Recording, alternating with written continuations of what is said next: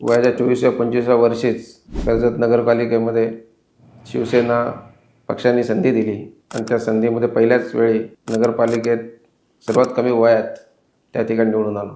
आणि जेव्हा निवडून आलो त्याच वेळी लगेच विरोधी पक्षनेता म्हणून पण त्या ठिकाणी काम करायला भेटलं. शिवसेना पक्षच 80% समाजकारण, 20% राजकारण. त्याच्यानंतर या मतदारसंघातला पाणी प्रश्न कायमस्वरूपी संपलेला असेल, हा शब्द माझ्या मायबाप कर्जत कालोखच्या जनतेला तुमच्या माध्यमातून देतो.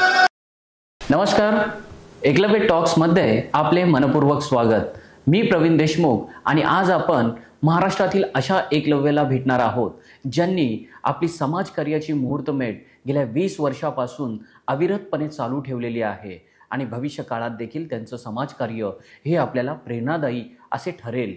याच दृष्टीने त्यांनी जे केलेले रायगड जिल्ह्यातील कर्जत आणि खालापूर या दोन्ही तालुक्यातील शहरी भाग असेल आणि ग्रामीण भागातील काही नागरिकांसाठी जे गरजू नागरिक आहेत त्यांच्याकडे जाऊन त्यांना जे मदतीचं कार्य जे काही केलेलं आहे, समाजकार्य जे काही केलेलं आहे, त्यांचा हा जो आगळा वेगळा प्रवास आहे आज आपण ऐकणार आहोत. त्यांनी प्रत्येक खेडोपाड्यात जाऊन ज्या ठिकाणी पाण्याची समस्या आहे त्या ठिकाणी टँकरने पाणी पुरवठा केलेला आहे.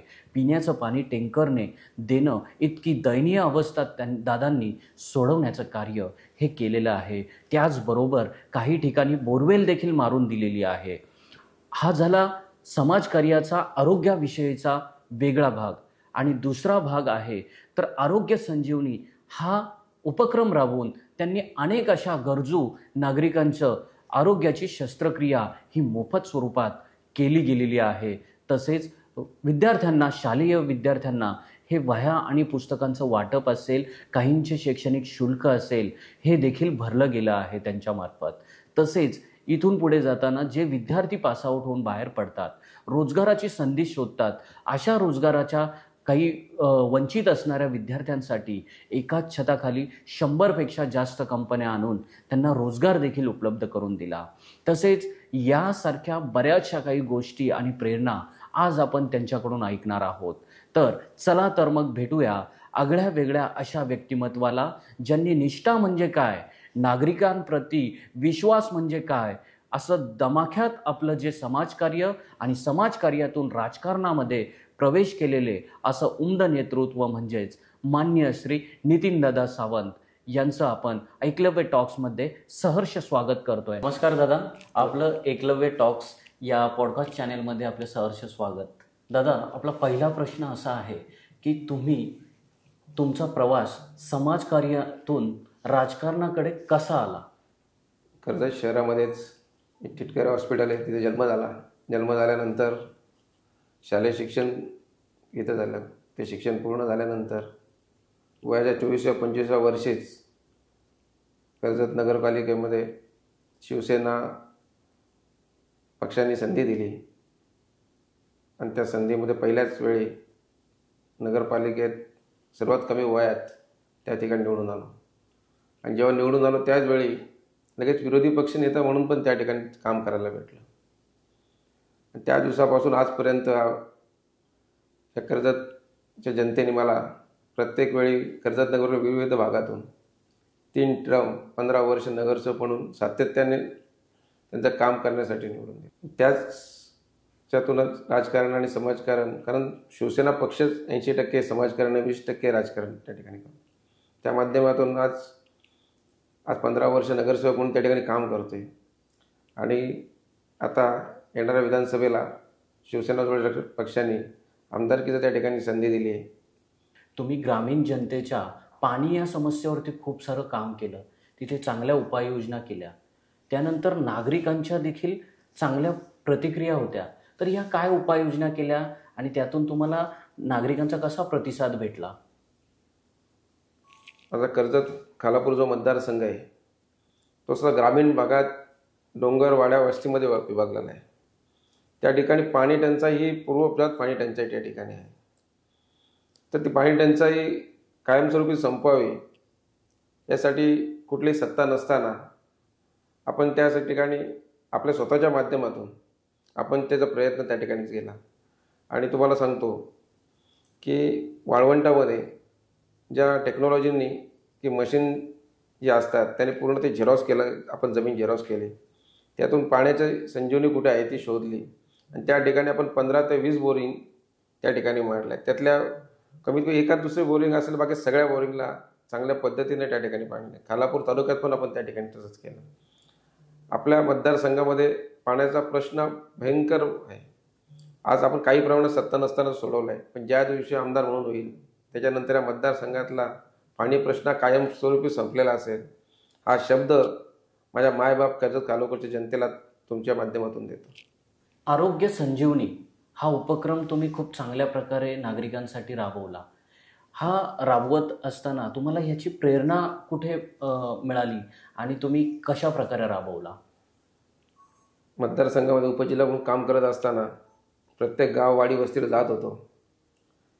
तिकडच्या परिस्थिती बघितल्यानंतर तिथल्या आरोग्याच्या विषयी त्यांच्याकडून जाणून घेत होतो. आज माझा कर्जत खालापूर मतदारसंघ मुंबईपासून एवढा जवळ आहे, पण आजही या मतदारसंघामध्ये कुठलीही आरोग्य व्यवस्था नाही आहे. एक चांगलं हॉस्पिटल या ठिकाणी नाही आहे.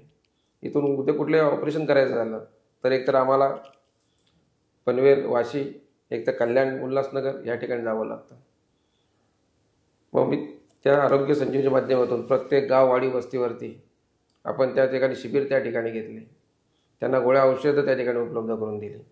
काही ऑपरेशन करायचे असेल तर आपण स्वतः आपल्या गाडीने घेऊन त्यांच्याकडे ऑपरेशन केले. पण भविष्यामध्ये ज्यावेळी आमदार होईल त्यावेळी या मतदारसंघात माझा प्राधान्याने हाच प्रश्न असेल की इथं मल्टिपल हॉस्पिटल झालं पाहिजे. माझ्या इथला आदिवासी समाज असेल, सर्वसामान्य माणूस असेल, त्यांनी इथे येऊन मोफत त्याला उपचार भेटले पाहिजे. त्यासाठी मायबाप जनतेने आमदार तर करणारच आहे, ते झाल्यानंतर ह्या उपाययोजना या पहिल्या आरोग्याविषयी मोठं काम त्या मतदारसंघात करण्याची गरज आहे.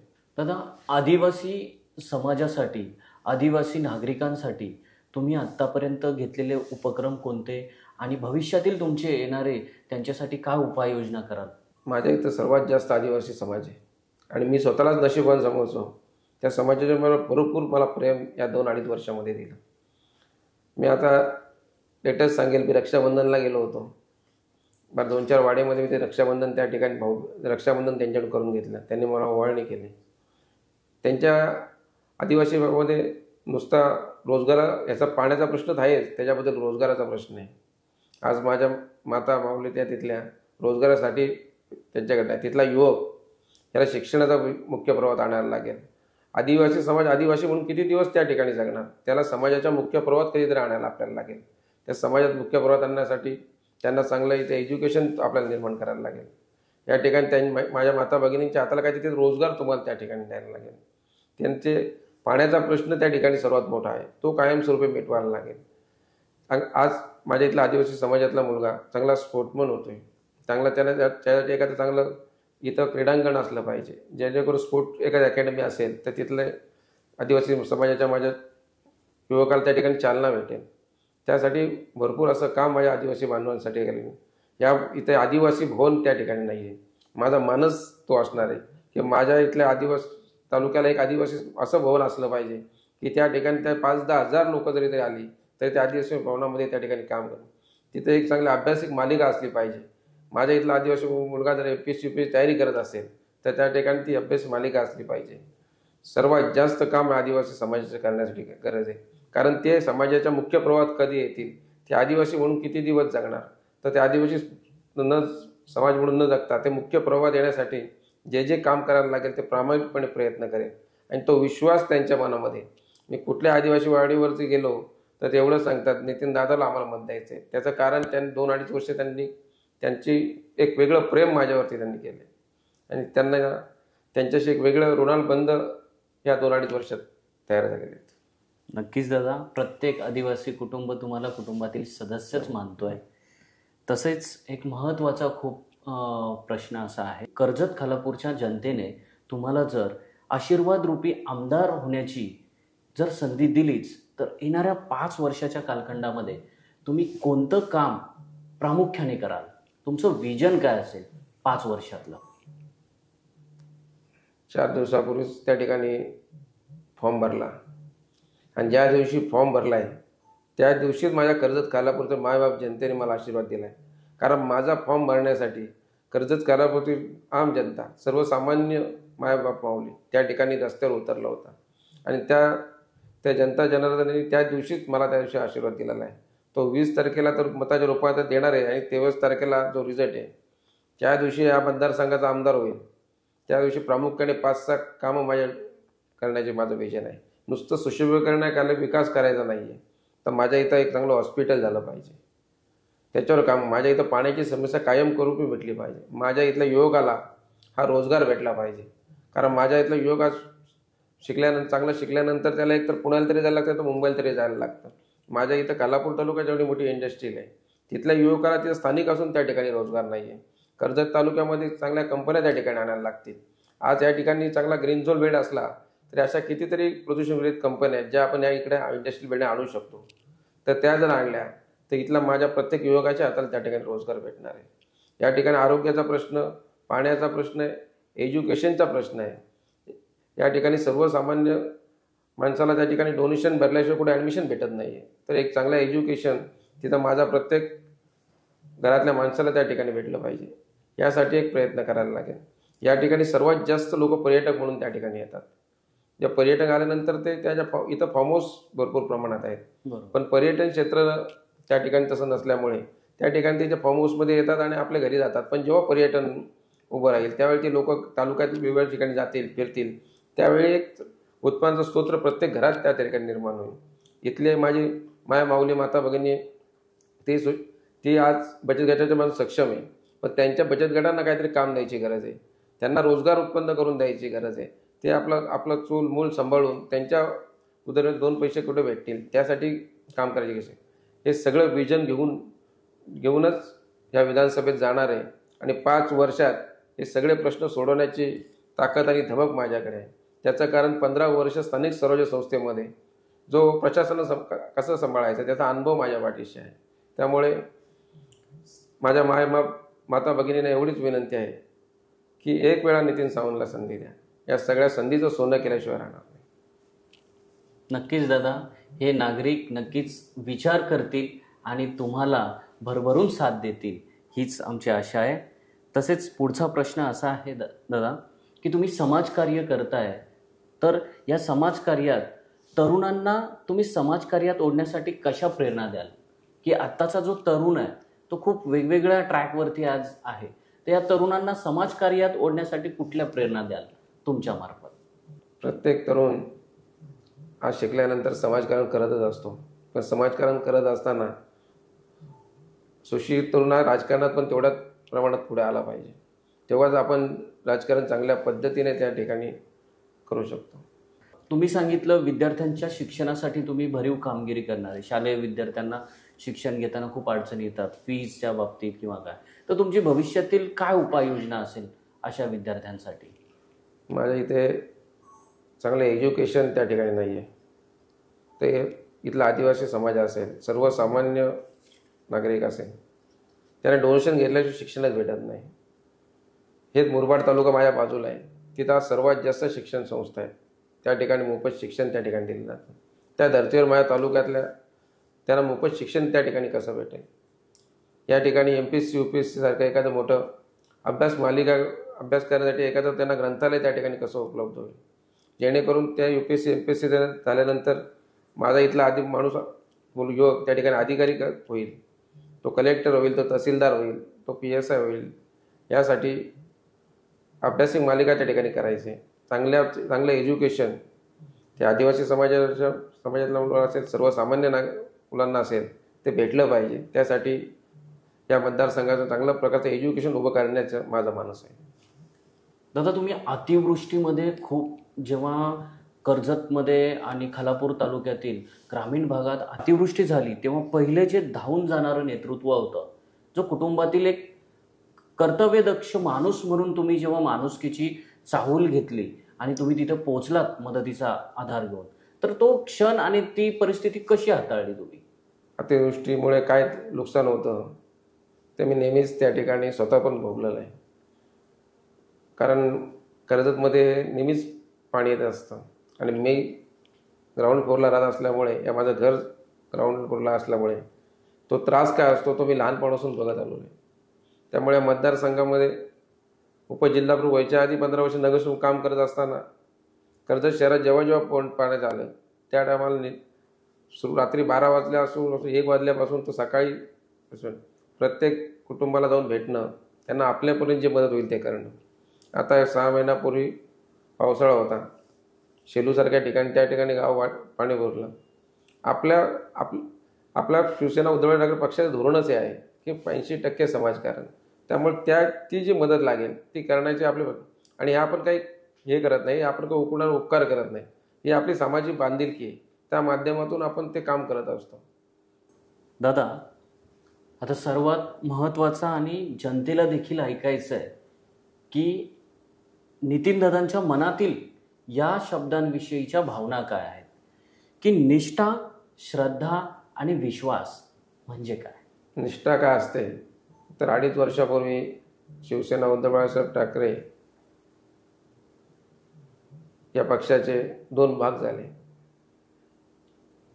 माझ्यासारखा शिवसैनिक ज्या दिवशी उद्धवसाहेब ते मातोश्री बंगला सोडत मातोश्री जात होते वर्षा बंगला सोडून, तर आमच्यासारख्या शिवसैनिक डोळ्यात पाणी होतं.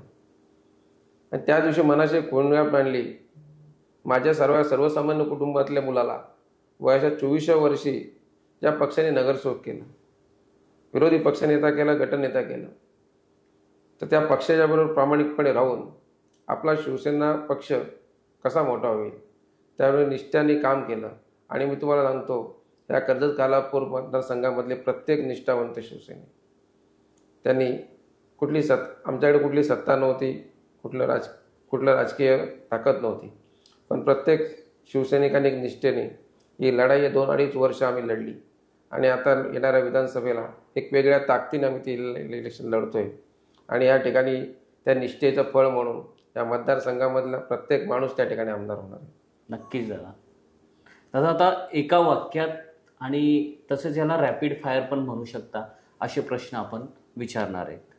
तर दादा, आम्हाला सर्वांना ऐकायला आवडेल की तुमचं प्रेरणास्त्रोत किंवा तुमच्या आयुष्यातील द्रोणाचार्य गुरु हे कोण आहेत? माझी आईच माझी द्रोणाचार्य गुरु जे काय आहे ते माझी आई आहे. त्या आईमुळेच जो काय नितीन सावंत उभा आहे त्याचं श्रेयश फक्त माझ्या आई आणि आईलाच त्या ठिकाणी मिळेल. सामाजिक कार्यात असा कोणता क्षण होता जो खास वाटला तुम्हाला? एक 10-12 वर्षाचा मुलगा, त्याचा ऑपरेशनचा विषय होता आणि त्याचे आईवडील जेव्हा माझ्याकडे आले, त्यांची आर्थिक परिस्थिती नसल्यामुळे त्यांनी मला विनवणी केली. मी त्यांना बोललो, तुम्ही ते काही टेन्शन घेऊ नका, तुम्हाला कुठल्या हॉस्पिटलला जायचं आहे. त्यांनी मला मुंबईचा एक ठिकाणचा ॲड्रेस सांगितला. मी बोललो, तुम्ही त्या ठिकाणी जा. त्या ठिकाणी ते ॲडमिट झाले.